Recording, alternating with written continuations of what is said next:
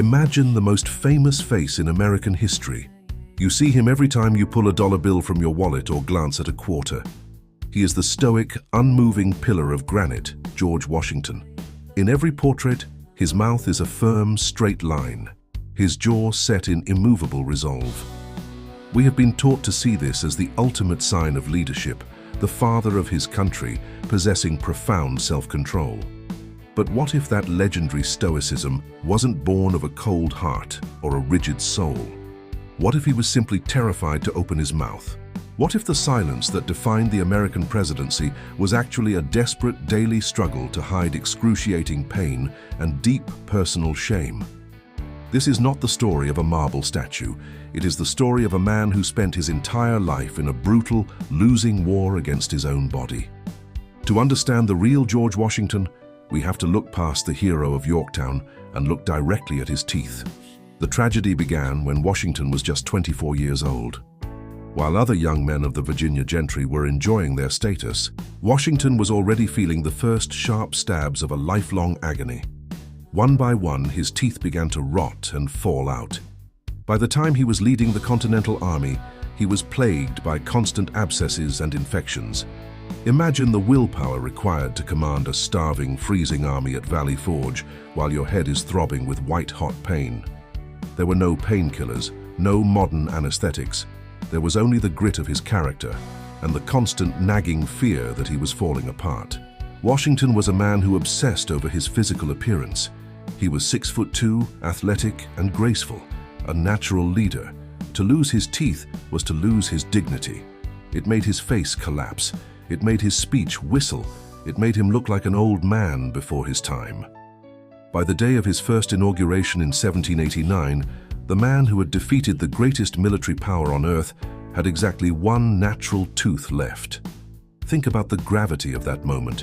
He was standing before a new nation, tasked with defining the American presidency. Yet as he stood there, his mouth was filled with a primitive, heavy apparatus of ivory and metal. Every word he spoke was a gamble. The dentures of the time were not the sleek, suction-fitted devices we know today. They were monstrosities carved from hippopotamus ivory, held together by high-tension brass springs.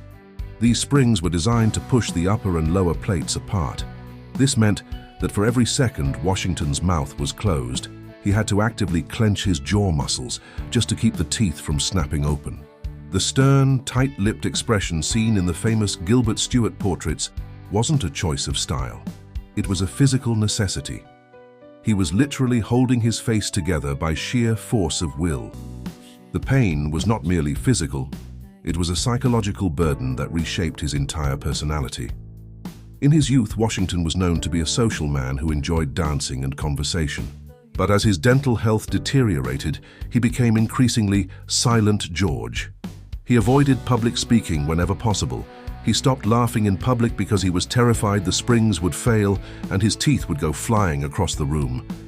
He became a man of few words, not because he had nothing to say, but because the act of saying it was a humiliating ordeal. This silence, ironically, became his greatest political asset. In a room full of bickering politicians like Hamilton and Jefferson, Washington's quiet, brooding presence felt like the ultimate wisdom. People projected their own hopes and ideals onto his silence. He became a blank canvas of authority precisely because he was too embarrassed to speak. The Great Silence was a mask, a defensive perimeter built around a mouthful of ivory and wires. But the human side of this story has a much darker, more complex layer that we often skip in the history books.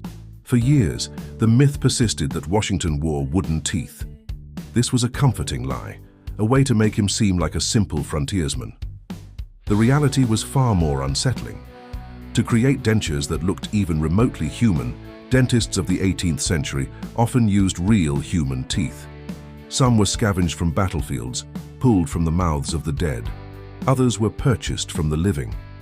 Records from Washington's own accounts show that he paid small sums of money to enslaved workers at Mount Vernon for their teeth. This is a staggering realization. The man who symbolized the birth of liberty was literally wearing the teeth of the people he held in bondage to maintain his image of presidential authority. It highlights the profound contradictions of the era. A man suffering deeply and humanly, yet participating in a system that treated other humans as spare parts for his own dignity. This wasn't a man on a pedestal. This was a man entangled in the messy, often cruel realities of his time. As the years passed, the battle for his mouth only got worse. His letters to his personal dentist, John Greenwood, are vulnerable documents. In them, the commander-in-chief sounds like a desperate patient. He complains that the dentures are turning black, that they smell, that they are making his lips bulge out in an unnatural way. He was obsessed with the mechanics of the springs, constantly sending them back for repair. He even tried to fix them himself with pliers and wire. There is a profound sadness in the image of the world's most famous man trying to bend a piece of metal so he could face his cabinet. He was a man who could navigate the complexities of a revolution, but was defeated by a piece of ivory. This secret agony explains so much about the Washington we know. It explains his legendary distance. He kept people at arm's length because closeness meant they might see the gaps, the stains, or the awkward fit of his jaw. It explains his irritability and his flashes of temper. Imagine living every hour of every day with a metal spring poking into your cheek, and your gums raw and bleeding from the pressure of hippopotamus bone. You would be short-tempered too. His stoicism was a form of survival. He had to be a monument because he couldn't afford to be a man. If he smiled, the illusion of the great leader would shatter. If he wept, the teeth would slip. He chose to be a statue for the sake of the country, sacrificing his comfort and his ability to express emotion, so that the United States would have a stable, unshakable figurehead. When Washington finally retired to Mount Vernon, he hoped for peace, but the dental war continued until his final breath. Even on his deathbed in 1799, as he struggled to breathe due to a severe throat infection, the physical discomfort of his mouth remained. He died as he lived, with his jaw set, his words carefully measured, and his secret intact. He was buried with his last set of dentures, a final, silent companion in the earth. Today, one of his surviving sets of dentures sits in a glass case at Mount Vernon. They are terrifying to look at, heavy, ugly, and medieval. They look more like instruments of torture than medical devices, and in a way, they were. They were the cross he carried for 21 years of public service. The next time you look at a dollar bill, don't just see a hero. Look at the way his mouth is pulled tight at the corners. Look at the tension in his chin. You aren't looking at a man who is bored or cold. You are looking at a man who is in pain. You are looking at a man who is working incredibly hard just to look normal. George Washington's greatest victory wasn't at Yorktown or Trenton. It was the victory he won every morning when he put on his uniform, strapped in his agonizing dentures, and walked out to face a world. That needed him to be perfect. He wasn't valiant because he was a god. He was valiant because he was a broken man who refused to let his brokenness stop him. He gave the nation his life, his wealth, and his service, but perhaps his most personal sacrifice was his smile. He traded his own humanity for a mask of stone, and in doing so, he became the legend we still look up to today. He was not a man of wood. He was a man of iron will, held together by wire and the desperate hope that no one would see the pain behind the presidency.